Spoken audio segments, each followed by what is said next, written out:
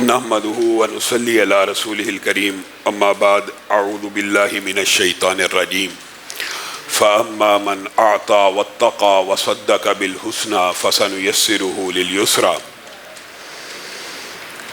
معزز سامعین گرامی قدر، نبی کریم صلی اللہ علیہ وسلم کا ارشاد گرامی ہے کہ جب لوگ اللہ کا حق روک لیتے ہیں اور اللہ کے لیے لوگوں کو مال نہیں دیتے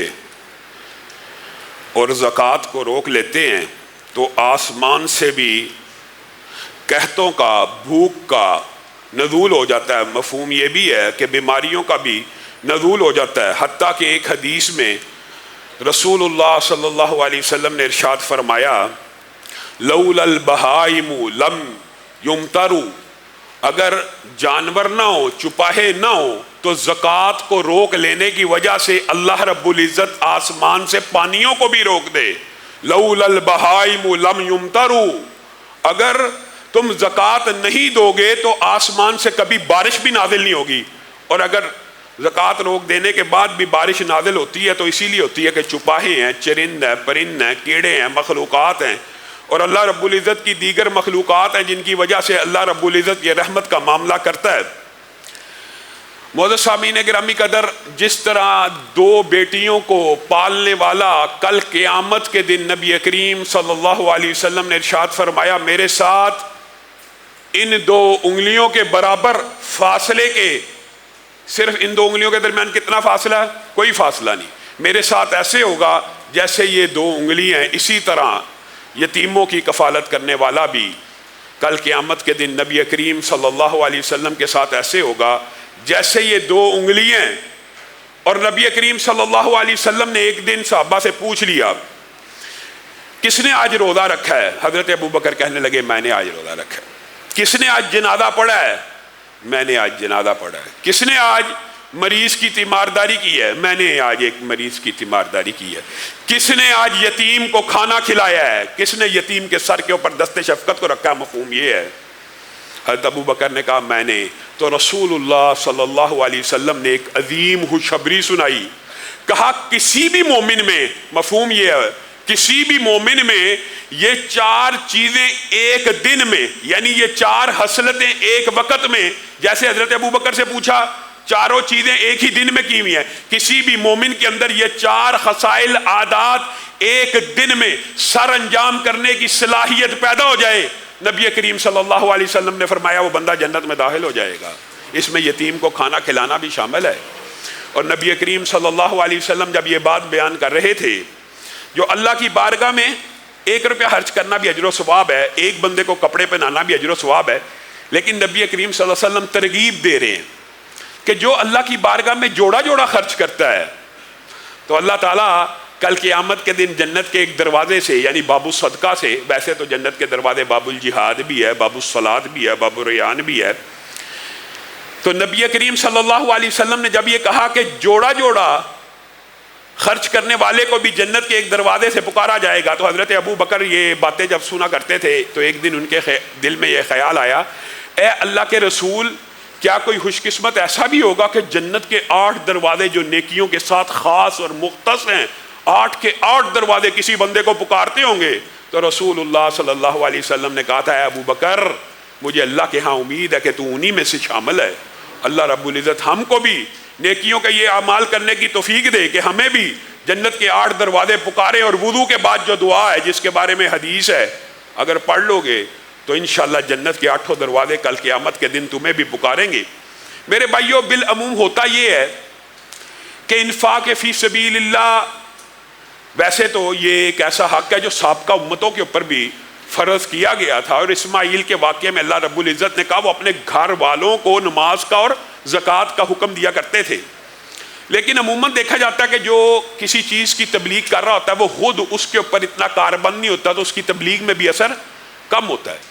لیکن رسول اللہ صلی اللہ علیہ وسلم جب انفاق فی سبیل اللہ کی تبلیغ اور تلقین کیا کرتے تھے، خود ان کا انفاق آپ سن کے حیران رہ جائیں گے۔ رسول اللہ صلی اللہ علیہ وسلم نماز پڑھ رہے ہیں، اچانک نماز ختم ہوئی ہے، تیزی سے اپنے گھر کے اندر دوڑ گئے ہیں، دوڑ کے تیزی سے داخل ہوئے ہیں۔ یہ نبی کریم صلی اللہ علیہ وسلم کا عام معمول نہیں تھا، صحابہ حیران رہ گئے کہ نبی کریم صلی اللہ علیہ وسلم کبھی ایسی عجلت اور تیزی کا مظاہرہ نہیں کیا کرتے. آج کوئی مختلف بات ہے, آج کوئی اسپیشل بات ہوئی ہے, کوئی چیز ایسی ہے جس کے بارے میں سوال کیا جائے تو رسول اللہ صلی اللہ علیہ وسلم سے صحابہ نے پوچھ لیا آپ اتنی عجلت اور تیزی سے کہاں چلے گئے؟ تو نبی کریم صلی اللہ علیہ وسلم نے ارشاد فرمایا دوران نماز ہی میرے ذہن میں خیال آیا. یہاں سے ایک بات یہ بھی سمجھ آتی ہے کہ دوران نماز کا خیال آ جانا, نماز کے اندر کسی چیز کے خیال آ جانے سے نماز فاسد نہیں ہوتی, البتہ کنٹرول کرنا چاہیے. رسول اللہ صلی اللہ علیہ وسلم نے کہا دوران نماز مجھے خیال آیا کہ میرے گھر میں ایک فلاں ڈلی سونے کی صدقے کی نیت سے پڑی ہوئی ہے, اور میں نے جب سلام پھیرا تو میرے اندر یہ تیزی پیدا ہوئی کہیں مہلت ختم ہونے سے پہلے وہ صدقہ میرے گھر میں ہی نہ رہ جائے. میں فوراً گیا اور اللہ کی بارگاہ میں صدقے کو کر دیا. نبی محترم صلی اللہ علیہ وسلم کے بارے میں حضرت عائشہ بیان کرتی ہیں کہ انہم ذبحوا شاطن, ایک دن ہم نے ایک بکری کو ذبح کیا. فقال النبی صلی اللہ علیہ وسلم, تو رسول اللہ صلی اللہ علیہ وسلم نے فرمایا ما بقی منہا, اس میں سے کیا چیز باقی رہ گئی ہے؟ بکری ذبح کی اللہ کے نام پہ, تو رسول اللہ پوچھنے لگے ما بقی منہا, اس میں کیا چیز باقی ہے؟ تو امی عائشہ نے کہا ما بقی منہا الا کتفھا, اس بکری میں سے کوئی چیز باقی نہیں ہے, سب اللہ کے راستے میں بانٹ دی ہے, ایک شانہ ایک کندھا باقی ہے. تو رسول اللہ صلی اللہ علیہ وسلم نے ارشاد فرمایا ایک حدیث زندگی کو بدلنے کے لیے کافی ہے, بقیہ کلھا غیر کتفھا, وہ پوری کی پوری بکری تو باقی ہے, صرف ایک یہی شانہ باقی نہیں ہے. کل قیامت کے دن اس شانے کے علاوہ پوری کی پوری بکری کو اللہ کے سامنے پالو گی. جو اللہ کے راستے میں خرچ ہو گیا بھائیو وہی باقی رہنے والا ہے, جو کھا لیا جو پی لیا وہ باقی رہنے والا نہیں ہے. اور ہمیں آج افسوس ہے, مسلمان امت ہے جس کا ابتدا, جس کی انتہا, جس کے اندر زکوٰۃ صدقہ, جس کی خوبیاں یہ ہیں کہ لوگوں کو کھانا کھلایا جائے, جس میں مؤلفۃ القلوب کی ایک خاص پوری کی پوری ایک قسم رکھی گئی ہے کہ لوگوں کے, بلکہ غیر مذہب کے لوگوں کو بھی اگر اپنے مذہب کی طرف بائل کرنے کے لیے ان کا پیٹ بھر کے ان کو پیسے دے کے تلیف قلب کے لیے, اس مذہب کے لیے آج ہمیں یہ, اس مذہب والوں سے آج ہمیں یہ کہنا پڑتا ہے کہ لوگوں کو کھانا کھلایا جائے, کپڑے پہنائے جائیں. ما سالککم فی سقر قالوا لم نک من المصلین ولم نک نطعم المسکین. جہنمیوں سے پوچھا جائے گا کس بات کی وجہ سے جہنم میں آئے ہو؟ ما سالککم فی سقر قالوا لم نک من المصلین, ہم نمازیں نہیں تھے پڑھتے. اور دوسری بات کیا کہی؟ ولم نک نطعم المسکین وکننا نخوض مع الخائضین وکننا نکذب بیوم الدین. اور اس بات کو اگر آپ ارأیت الذی یکذب بالدین فذلک الذی یدع الیتیم ولا یحض علی طعام المسکین, روز قیامت کو حقیقت میں جھٹلانے والا وہی ہے جو مسکینوں کو نہ کھانا کھلاتا ہے اور نہ کھانا کھلانے کی تلقین کرتا ہے. یہ عجیب بات ہے. اب بتائیے دنیا میں کوئی نیکی ایسی ہے کہ جس کی تلقین نہ کرنے کی وجہ سے اللہ تعالیٰ نے اتنی سخت وعید نازل کی ہو؟ ایک تو ہے کھانا نہیں کھلاتا, جہنمی کہیں گے ہم کھانا نہیں تھے کھلاتے, اور دوسری صورت میں کیا کہا ہے؟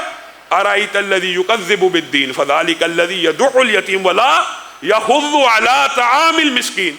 خود بھی نہیں تھا کھلاتا, چلو خود نہیں تھا کھلاتا تو کم از کم اپنے دوست ساتھیوں کی توجہ مبذول کروا دیتا کہ تم ہی کھلا دیا کرو, تم ہی پلا دیا کرو. نبی کریم صلی اللہ علیہ وسلم نے ارشاد فرمایا جو بندہ کسی غلام کو آزاد کرتا ہے, ہر غلام کے ہر جوڑ کے بدلے میں اس کا ایک جوڑ جہنم سے آزاد ہو جاتا ہے. اور یہ حدیث بڑی سمجھنے کی ضرورت ہے. ہاتھ کے بدلے میں ہاتھ, اور حدیث کے الفاظ یہاں تک موجود ہیں حتیٰ کہ شرمگاہ کے بدلے میں شرمگاہ جہنم سے آزاد ہو جاتی ہے. آج غلام موجود نہیں ہے, بعض لوگ سمجھتے ہیں کہ غلام تو ہے نہیں. آج کے دور میں غلام وہ ہے جو قرضوں میں جکڑا ہوا ہے, جو قرضوں میں پھنسا ہوا ہے, جس کی گردن کو تم قرضہ اتار کے آزاد کروا سکتے ہو.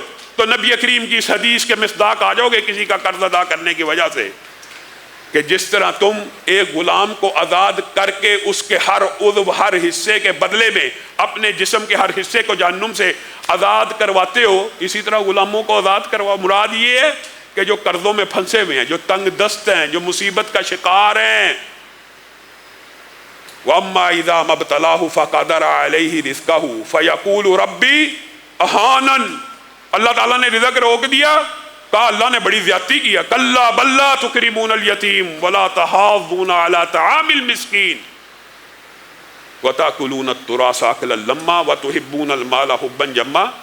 تو اللہ کے اوپر الزام لگاتا ہے کہ اللہ تعالیٰ نے تیرا رزق کم کیا. ہرگز نہیں. تو نے یتیم کا اکرام نہیں کیا، تو نے یتیم کے سر پہ دست شفقت نہیں رکھا، تو نے لوگوں کو نہ کھانا کھلایا اور نہ کھانا کھلانے کی طرف توجہ مبذول کرائی، نہ ان کو رغبت دلوائی.